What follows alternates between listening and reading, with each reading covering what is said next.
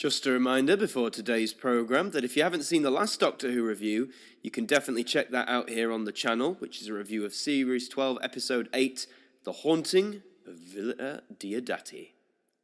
And also, Who fans should know we have our review of the latest unboxing, that is Season 26, the final season of the classic Doctor Who run, starring Sylvester McCoy.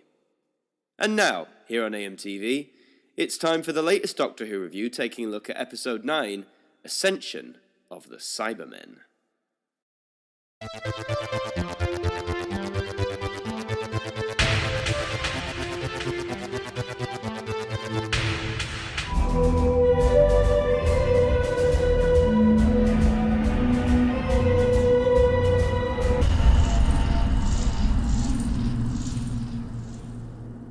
Hi there guys, it's Adam Martyn here, and welcome back to another instalment of the Doctor Who review, and this time we are taking a look at the penultimate episode of Series 12. It's the Ascension of the Cybermen. Now, I'm recording this literally 15 minutes after the episode finished airing on BBC One on Sunday, so I've made a list of notes on my phone as usual. They're not in any particular order, so I'm just going to go through them, and we're going to talk about the episode and where it's going, basically. So, my first note was that the music actually in this episode was absolutely fab.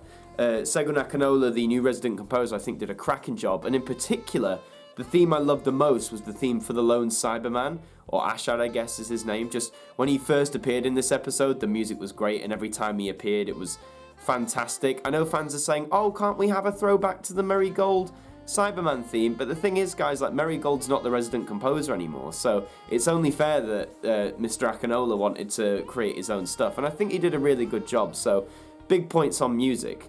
Next up, I love the callbacks. So near the start of the episode, when the Doctor and her team first get to the war-torn town with the last surviving humans, they have a few defences, and one of them is a, I can't remember the exact name, but it was an inhibitor. They basically knocked out the emotional inhibitor. You could argue that was a callback to, you know, the Tennant days, the Rise of Cyberman, Age of Steel, when he knocks out the inhibitor there. And then you had Yaz, who had a device that emitted gold particles, referring to a Cybermen being allergic to gold. And that was a running thing throughout Classic Who. They briefly brought it back in Nightmare in Silver, amongst other things. So just, again, nice to have those little callbacks for those who noticed them, but it didn't detract from the episode whatsoever. Next up, in that war zone, there was an absolutely wonderful confrontation between the Doctor and her team.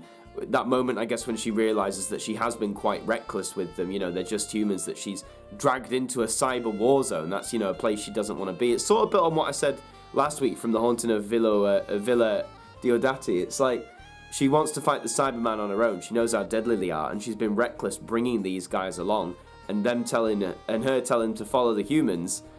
That was well played upon that. Brilliant confrontation. Well done to all involved.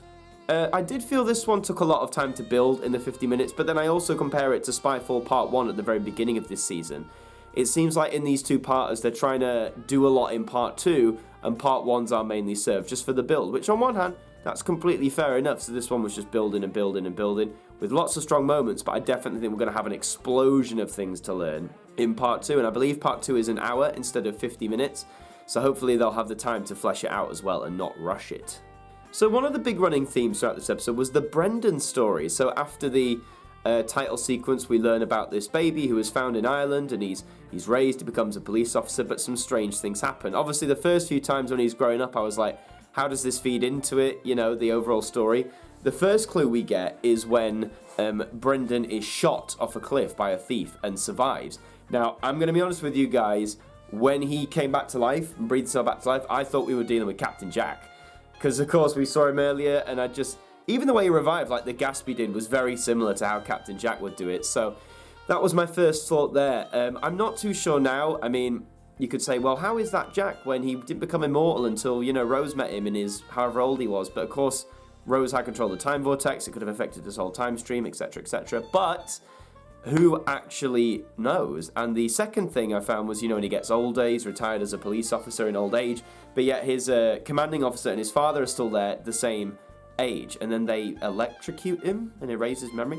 There's a whole weird thing going on there, and I really want to know what that is. I'm hoping, actually, I'm sure we will, that we'll find out in Part 2, The Timeless Children. I did think for a minute is it Koshamus, the old man who sort of controls or watches the boundary? because there was towards the end, I noticed Kashamas had like hints of an Irish accent, but all will be revealed, I suppose. But it's actually a very intriguing storyline, even though it didn't directly link this time. I was engaged by it. And the new Cyberman designs, the soldier class, yeah, the new designs look great. The helmet just evokes all the old stuff, like the late 60s and 70s design of Cybermen. I think they look great. The one thing I was curious, though, by is when they awoke the first new Cybermen, and then Ashad and his two 2006 era Cybermen began to pin and seem to like drill into these new Cybermen, and I'm not quite sure what that was about. And even the other cast members sort of say, why on earth are they doing this? And it hasn't been explained as of yet. It's not what implied. I mean, I'm sure they didn't have time to do it to every soldier. I'm just curious, and I hope they do elaborate it in part 2 and it wasn't just like a weird side effect thing that these guys want to do. I just hope it's explained, basically. I mean, the cliffhanger itself was cracking, in particular on the cyber ship. I like the fact that you've got the TARDIS team split up in such a way that you actually don't know, and especially since we're at the end of the season, you don't know if all three are going to come out on top. So that last moment we see on the ship when the Cybermen burst in through the door and just start firing all around, I kind of like that suspense. That was a great part of the cliffhanger. And then, of course, I've got to talk about the boundary opening and revealing the destroyed Gallifrey, and the Master of all people being thrown through the boundary and out in front of the Doctor, only to say, well, be afraid, because everything's about to change, or you're about to learn something. It was a brilliant cliffhanger. Echoed Spyfall Part 1, of course, with the Master, but I just thought it was brilliant. And if anything, it's actually made me really hyped up now for episode 10, which is the Timeless Children. They've got so much to resolve. I just hope they do it justice. And but what, again, like the Doctor said, why on earth is Gallifrey in the boundary? I mean, Gallifrey is, in a way, access to a pocket universe. It's trapped in a pocket universe. So I'm really curious as to how they're gonna. I'm assuming it's got something to do with the Timeless Child or children. But yeah, I mean, it's hard to do episode reviews of this, especially when there's a lot of build. It was like Spyfall Part 1. A lot of it's going to be answered in Part 2, so I hope they do. What else is there I wanted to say? Oh, I'm excited to learn about the game-changing stuff for next week. Yeah, even though this episode had like a long build, it has made me very excited now for the season finale next Sunday. I'm really hoping these game-changing things are game-changing, and I hope they don't upset the fandom too much. We'll just have to wait and see. One thing I do want to mention is how much is going to get wrapped up this season. So, I mean, we've had the Lone Cyberman, and we've got the Cyberman Empire, and from the next time trailer, the Cybermen are going to Gallifrey. So, I mean, it's pretty clear that the Lone Cyberman stuff is going to be resolved. And probably the Timeless Child stuff, but the Dr. Ruth thing, so Jo Martyn as her version of the Doctor, I wonder if they're going to hold that off until season 13 or series 13. I think they might tease it, but I think there's a lot of plot threads to weave up, even in 1 hour. And I think I'd rather them eke it out to the next season rather than try and cram it all in and rush it. And I guess what's left to say apart from what on earth's going to happen? I mean, no one really knows. And the big question I've got at the minute is, are all three companions going to survive? There's lots of talk, there's lots of rumour. I mean, you could argue Bradley Walsh might step down because he still does The Chase and a bunch of other projects. And as Doctor Who films for about 9 months a year, it's quite a taxing schedule. There's also argument that Ryan might leave because he's got this new role in a US series. I think it's called 61st Street or something like that. And again, but that's a big production US thing, and that'll probably take a lot of time too. So let me put it this way. My prediction is I think by the end of next week, I don't think the Doctor's going to be left with all three of her companions.